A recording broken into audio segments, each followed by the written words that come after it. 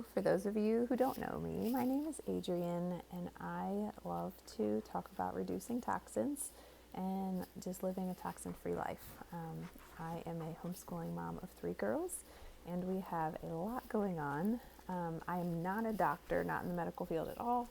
All that I'm sharing is from personal experience and research that I have done. We have been on this natural path now for over a decade, so I have lots of information and a few stories to share.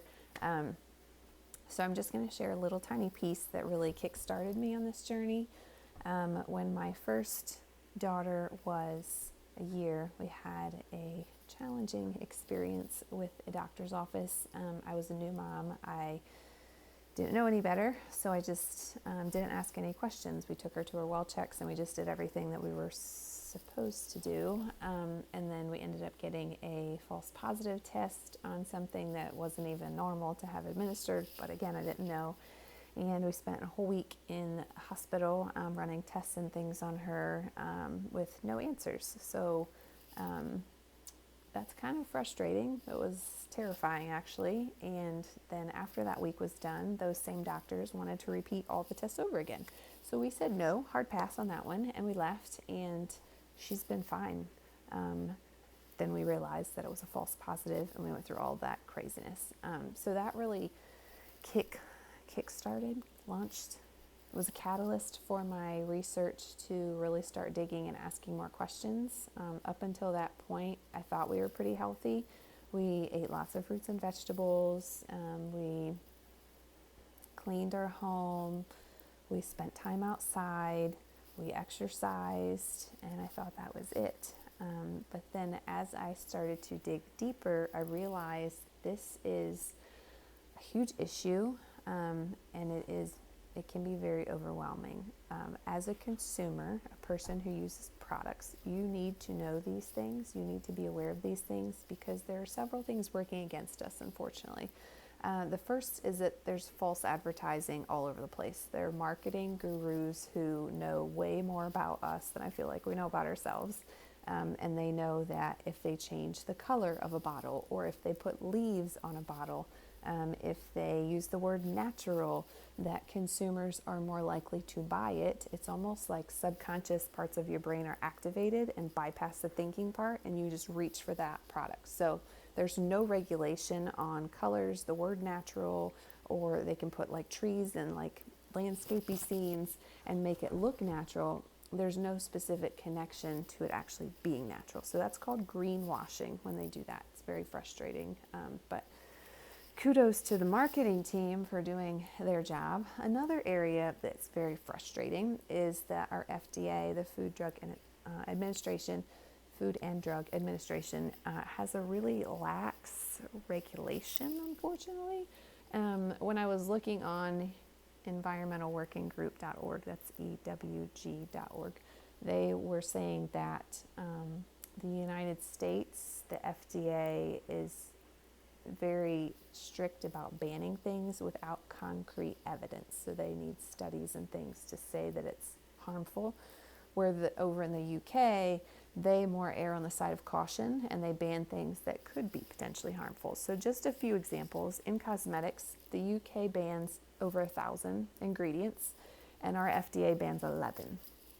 The UK bans food dyes, although RFK Jr. is working to get that taken care of. I think I saw something today, actually, that we're slowly getting rid of food dyes. I think they have a couple years, companies, to figure that out. The UK is not allowed food dyes for a long time. They don't allow growth hormones in meat where we do. So there's just a lot of lax in the regulations for the Food and Drug Administration anyway, for legal purposes. Companies are allowed to put lots of things in their products that are not great for the consumers. And there's also a lack of funding for natural studies. So scientific research costs a lot of money. There's a lot of things that go into that. And they don't have the funds for that to do it for natural, because there's really no monetary benefit for people to do research for natural remedies. If you're researching a drug, that drug company is going to get kickback when doctors are prescribing that medicine. a natural product you can't really make money on per se. So there's just a really limited amount of data available for studies on natural remedies. So that's it's kind of frustrating too. So let's talk about toxins. You may think of, when I started researching, the first thing I thought about with toxins was like in the movies when they put on like those suits and they have like the thing that they breathe through, like a hazmat suit, or like the containers that have like the triangle and the little skull with the cross. Like that's what I thought of when I thought of toxins, but they're really in a lot of our products in our homes, kind of hiding there in the ingredients.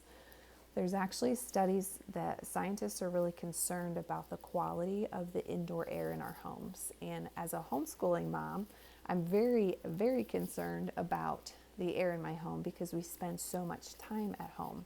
I'm not leaving the home to go to work, and my kids are not leaving the home to go to school.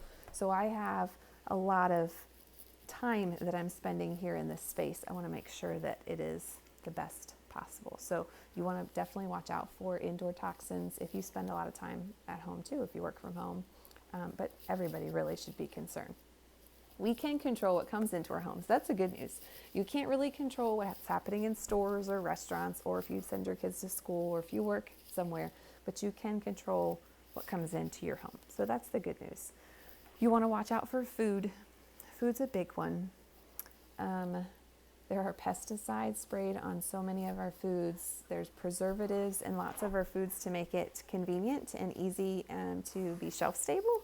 So a good rule of thumb is to shop the perimeter of the grocery store, because the aisles are all of the boxed foods that are usually packed with preservatives. And a lot of our food that we're eating today isn't even real food. It's food-like substances. So it's basically just filling our bellies. It's not really nourishing our bodies. And that's a key thing to pay attention to. Toxins are also found in our personal care products. So when you take a shower, what do you use to wash your body? What do you use to shampoo your hair? The things that you use for your dental care, like oral care, all of those things have hidden toxins in them, usually. Sometimes you can find some that don't, but it's kind of rare. So cosmetics, makeup, that's also loaded with toxins usually.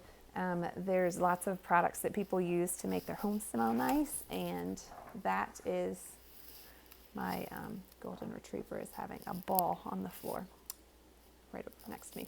Home products that we use for scent, like those little plug-in thingies, or the little wax melting thingies, they're usually full of toxins as well. Cleaning products are some of the worst that I found in our home when we first started looking, like flipping the bottles around and reading those ingredients. And then our clothes are even full of toxins. So it's really overwhelming. There's lots of areas that we can reduce toxins. So there's lots and lots of directions we could go. I'm really trying to make this like a very simple, straightforward video. I tend to go down some rabbit holes, so we'll see how I do with this. I looked up some causes of some harmful side effects of toxins. And the top 3 that I found were that they harm our hormones. So our hormones are messengers in our body that carry signals all over the body to help regulate crazy things, crazy important things like your blood pressure and growth and all kinds of things that's regulated by hormones. So if your hormones are out of whack, it can throw a lot of things out of whack. Another area that's very concerning is too many toxins can cause cancer, and they can even disrupt reproduction. So infertility is a huge problem with a lot of people, and a lot of times it's based on a toxic load or something that's just not working right in their bodies, and their body's trying to compensate. So those were just 3. I'm sure there are many, many more, because toxins are like poison inside of our body. However, our body is very amazing, and sorry, my puppy is kicking the table that my thing is on. So God's created our bodies to have several processes in place to remove the toxins. I'm just going to go through them really quick just in case you're curious. The skin is your first line of defense for the body, so that defends us from intruders and all kinds of things like that, including toxins. It's just a barrier between the inside of your body and the outside world. Toxins and bacteria are not able to get in as easily because of our skin. They're also in the form of gases. Our lungs do a lot of the heavy lifting here, where we're breathing in, and then every time we breathe out gives the body an opportunity to release toxic gases. Your liver works with your digestive system and your urinary system to pull the toxins out, unwanted things in the body. Your kidneys help filter your blood so they can pull out toxins. Our colon, we all know what goes there, so we don't need to get into that. That's another way out of the body. So all of those are different paths that the toxins can take to exit the body. And again, God designed this to be like a well-oiled machine and getting rid of all of those toxins. The problem is our bodies are designed to handle small amounts of toxins. And what we have come into is this overload of toxins everywhere. They're in our environment. They're in our homes. They're in the air that we're breathing. They're in the shampoo we're using. They're in the clothes that we're wearing. It's just like constant onslaught of toxins, and our bodies just cannot keep up with it. So we have to do what we can to reduce the toxin load as much as possible. Again, you are the keeper of your home, so you can focus on that if that's really all that you can control at this moment, unless you're like the boss of the place that you work, and then maybe you have more say there. But for most common people, the home is where you're going to want to focus your energies and efforts, especially as you're just getting started. So what can we do to reduce our toxin load? I'm so glad you asked. A little teeny bit of history, because I just can't help myself. Herbs and plants have been used for centuries for medicinal purposes. You can look it up. Centuries and centuries. All kinds of different countries have used them, all different ways. However, current doctors in Western medicine rely really heavily on synthetic drugs. And this is really problematic to the body and all the systems that we have inside of our body, because every single drug has a side effect. Everything that we put in our body has a side effect. Side effects aren't always bad. Sometimes you can have good side effects, but it's very rare when you're using a synthetic drug, a man-made substance in your body, that you're going to have a good side effect. Usually there are multiple harmful side effects.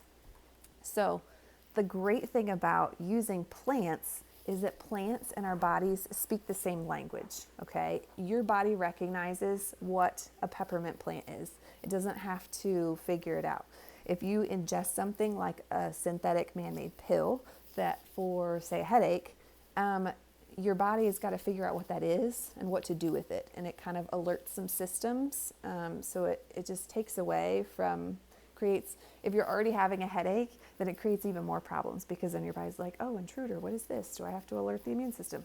So if you're using natural products that your body knows what it is, then it just sends it, oh, I know what this is. Let me send this over here.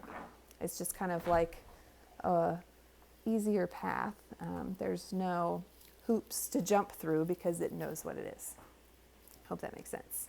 It's not as problematic when you're doing natural things, because it's just easily recognized by the body and it knows what it is. However, another small little bit of history for you.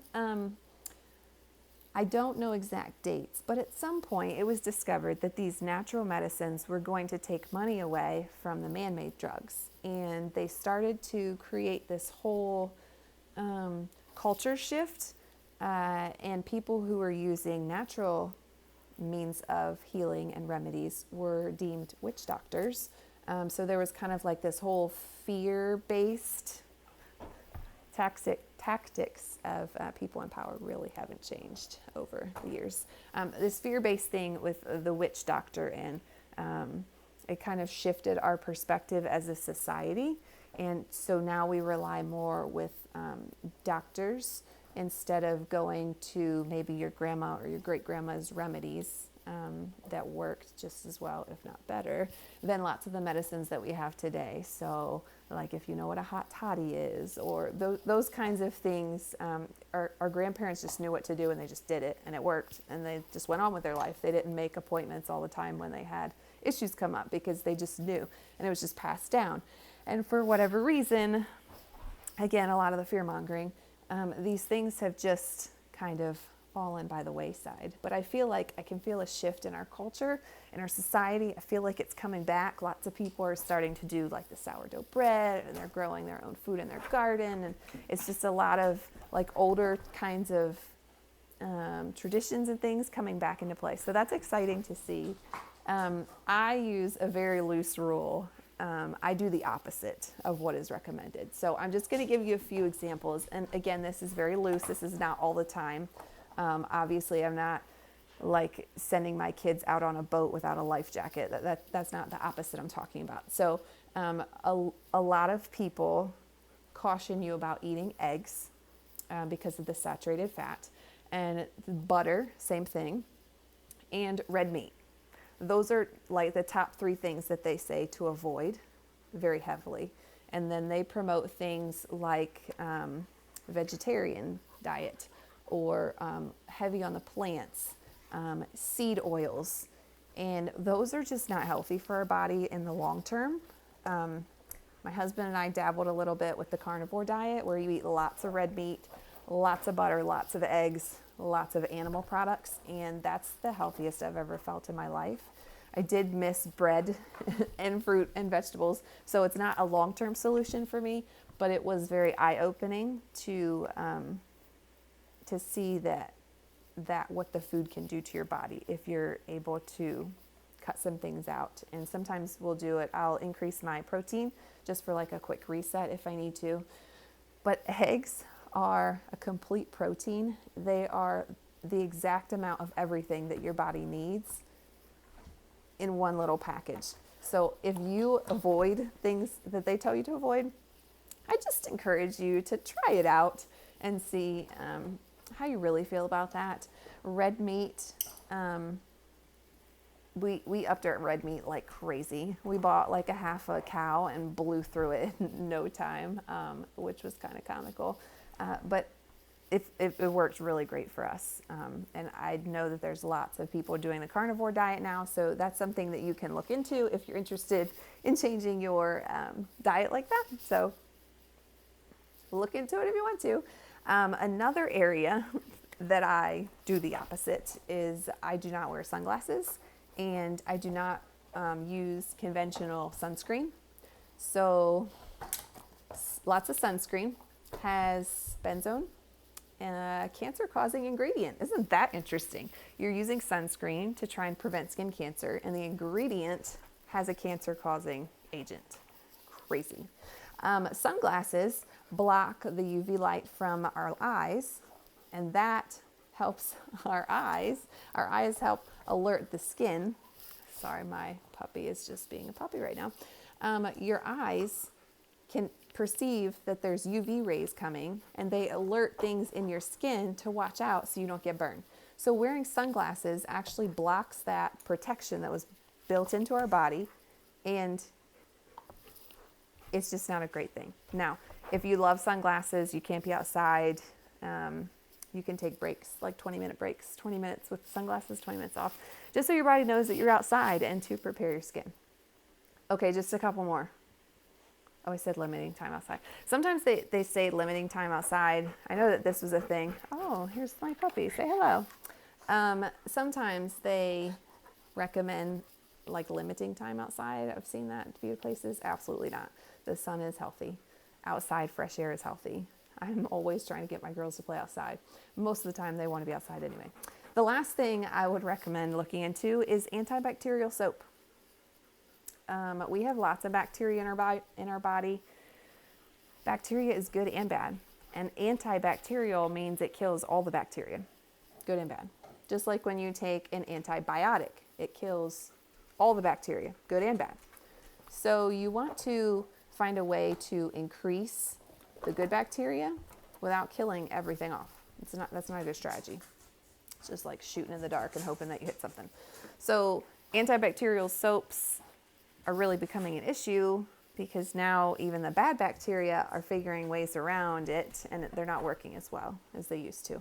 Kind of like you're not supposed to take medicine unless you actually need it, because then your body will get used to it, and when you really do need it, then you won't be able to have it. Kind of same mentality, philosophy there.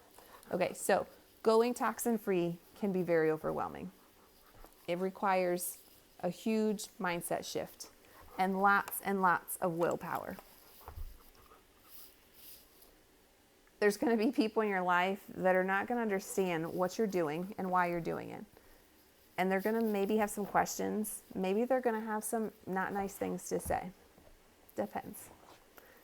You're going to have to face that adversity, because if you are totally changing what you're doing, it's gonna raise some questions, and some people are going to be kind of curious. And sometimes when people are curious, they don't go about it in the nicest way.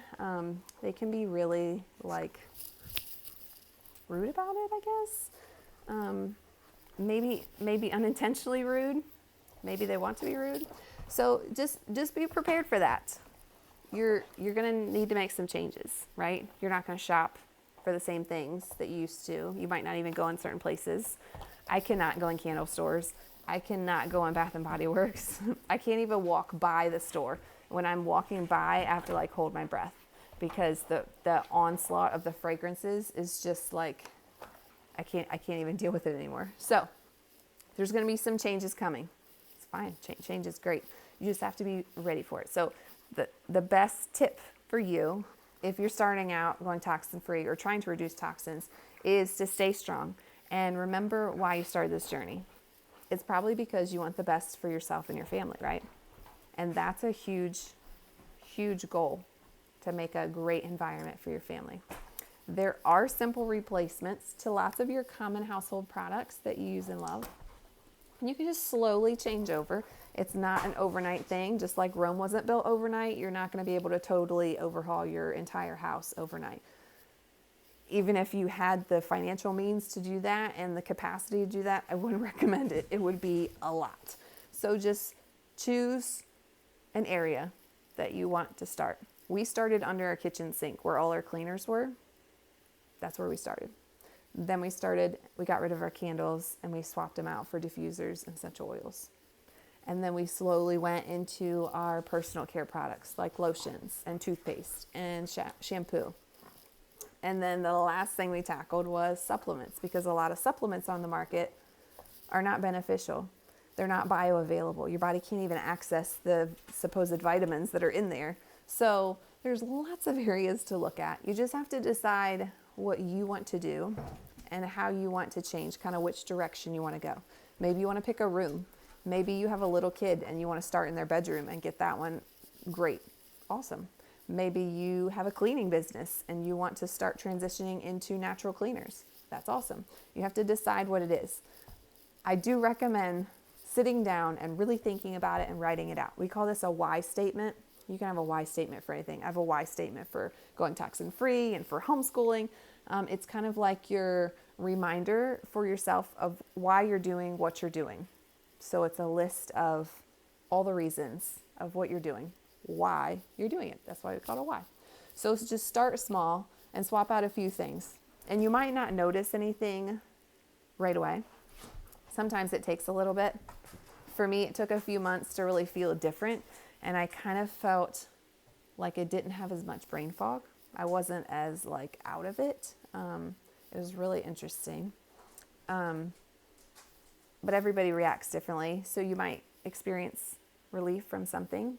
Maybe you're suffering with respiratory issues, and when you get rid of your candles and your scented plug-in things, you immediately feel better. That would be awesome, right? You never know until you try it. And as you learn more information, then you can apply it and try different things. So change is not easy, but it is necessary. And now that you know this information, you have to decide. So you've come to a fork in the road. Are you going to keep doing what you've been doing and potentially suffering with issues that you've had? Or are you going to change directions and try something different? And you might never realize what you were missing. Maybe you have lived your whole life in this like brain fog, super tired, kind of meh state, and you get rid of toxins and you're like energized and like a whole new person. It's unbelievable what a toxin load can do to our body, because these little toxins stack up in our body over time and they just become this huge thing that your body cannot deal with. But if you start reducing the toxins, then your body is able to focus in on what it was designed to do and run like the well-oiled machine that it was created to be. So, change isn't easy, but it is necessary. What are you going to do now that you know? You're going to keep doing it? You're just going to keep buying the same things, those toxic ingredients in your home? Or are you going to change a few things and see how you feel? What do you think, Winston? I have a Facebook group and a website that I can drop in the comments. If you are all in and ready to go, and you want some like easy tips to get started, just drop Toxins in the comments, Toxins, and I can send you my 7 steps for toxin-free life. Got lots of resources, tips, things to look out for, things to try. Again, small baby steps, little tiny baby steps. The goal here is to go from just surviving to thriving, because that's what I believe God's designed us to be. Our best selves, like the version of your best self is only going to happen when you get your wellness in check.